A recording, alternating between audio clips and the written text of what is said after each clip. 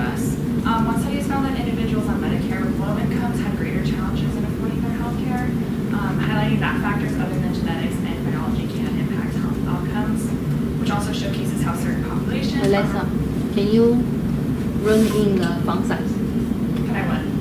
Make the font size larger. Yes. Control plus. Thank you. Is that better? Okay.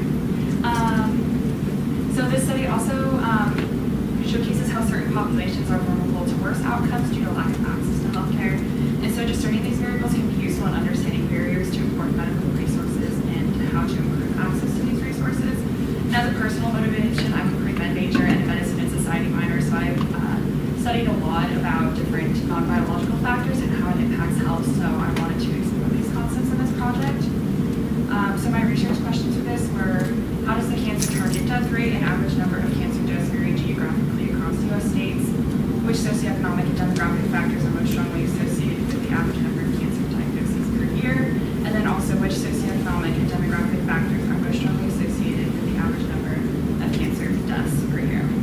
And so this data set had a lot of variables, but the ones I was most interested in related to the average annual count, deaths per year, target death rate, and then variables relating to income, poverty, insurance coverage, and race. So the first thing I wanted to do was explore whether cancer outcomes differ across regions of the United States. So the first map is of the target death rate.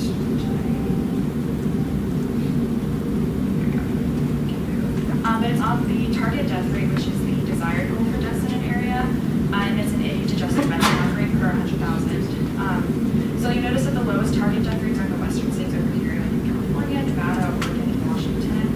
And the highest target death rates are in parts of Appalachia over here in this purple, dark blue color, with West Virginia, Kentucky, Tennessee, and Mississippi. Looking at the map of the actual average death rates across the country, so the actual average death rates is the raw number of deaths, reflecting the population size. So states with larger populations are naturally going to have higher death rates due to cancer. So states such as California, Florida, and New York over here are going to have higher death rates due to larger populations. Where states with smaller populations such as Alaska and something like North Dakota will have lower rates. And since the target death rate is standardized and the actual average death rate is a raw value, they can't really be directly compared, but they do yield geographical differences in the rates. So this indicates that there could be socioeconomic and demographic factors that lead to different cancer burdens throughout the states, which would make my regression analysis later on. So as far as EDA goes, the most interesting part was or the most important part is with the distribution of cancer diagnoses and cancer deaths. I'll switch over to deaths in a second, but so those were the two that I wanted to be my predictors in this data set. So you'll notice that for both diagnosis and deaths, they're skewed right, which indicates that using the log of these values is going to be helpful. So for the rest of this project, I use the log of predictors. With methods, since predictors were continuous, I used multiple linear regression with this. And specifically, I used backward stepwise selection to simplify the model, which started with all the predictors and removed variables one by one that did not meaningfully contribute.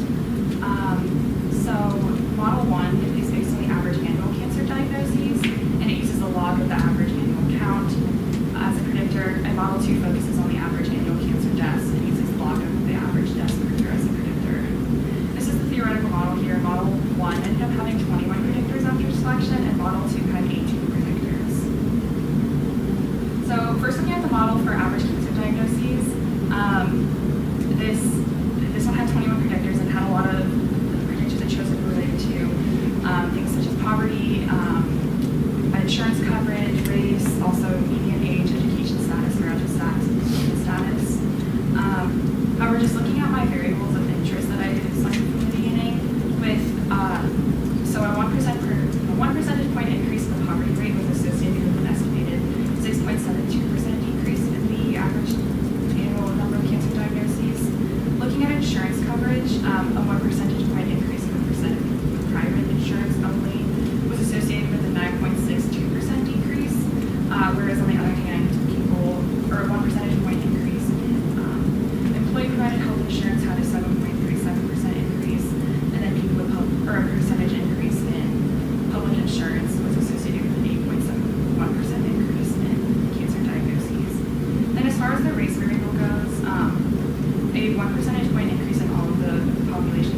populations, Black population, and Asian populations, was also associated with an increase in the expected cancer diagnoses, with the Asian population having the greatest percentage increase.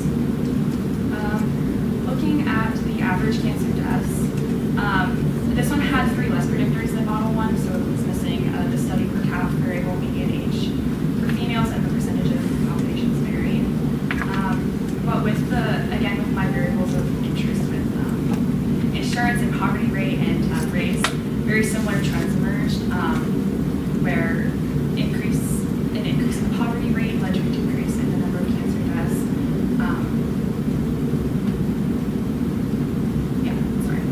And then, again, with insurance, there is a decrease, or an increase in private insurance had decreases in the expected average cancer deaths, and then the opposite with employee-provided insurance and public insurance, and then again with race, the Asian population had the latest increase compared to the other ones. So just a general conclusion is that both models show that socioeconomic and demographic factors, including things such as poverty, insurance type, race, education, employment, and household structure, are important predictors of cancer diagnosis and deaths across the U.S. counties. With insurance coverage variables of poverty in particular showing strong and consistent relationships. In addition, Model 2, the average cancer deaths, explains more variation than Model 1 diagnoses based on adjusted R-squared, I think. Model 2 deaths had about an R-squared of 0.5, and Model 1 had an R-squared of about 0.4. With adequacy checking, both of them had I think almost like very similar results, so I'll just show you diagnoses. But you can see that some of the important assumptions for multiple linear regression were violated here. Most notably the residuals versus fitted line and the scale location line. And then looking at the VIFs, most of them have a value of 10 or lower.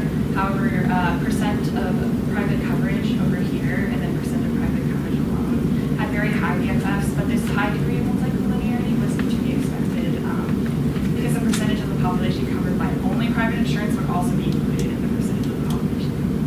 Just a total population covered by private insurance. So with conclusions, with poverty in both models, higher poverty rates are associated with lower expected cancer diagnoses and deaths, which suggests that counties with higher poverty may have lower access to screening, diagnostic services, or cancer reporting, leading to their reported diagnoses and deaths. So it might not really reflect a true reduction in cancer burden, it just might indicate that there is less reporting of those numbers. With insurance, private insurance only coverage decreases as cancer diagnoses have increased. The opposite is true for employee-provided insurance and public insurance only, which indicates that cancer outcomes are more strongly associated with counties where residents rely on employer-based or public insurance. And then as far as race goes, with all the race categories showed or had a positive association with cancer diagnosis and deaths, which means that counties with higher percentages of these groups tend to have higher expected cancer outcomes. So as far as how this addresses research questions, we saw that there is a difference in geographic patterns for cancer diagnoses and deaths, and that the strongest predictors for both cancer diagnoses and deaths included factors such as insurance, poverty, race, and other socioeconomic indicators. Some of the limitations with this is that some important assumptions for linear regression are not fully met, which means there could be another modeling approach that's better. And so the results should be viewed as exploratory associations rather than exact predictions. And I also had to delete an entire variable, so it's possible that that could have provided important insights. So as far as future directions, exploring why these factors, insurance coverage and income and race, how these actually prevent people from accessing healthcare would be important to explore. Those other socioeconomic and demographic approaches not in this data set. And finally, at the end of the day, genetics and biology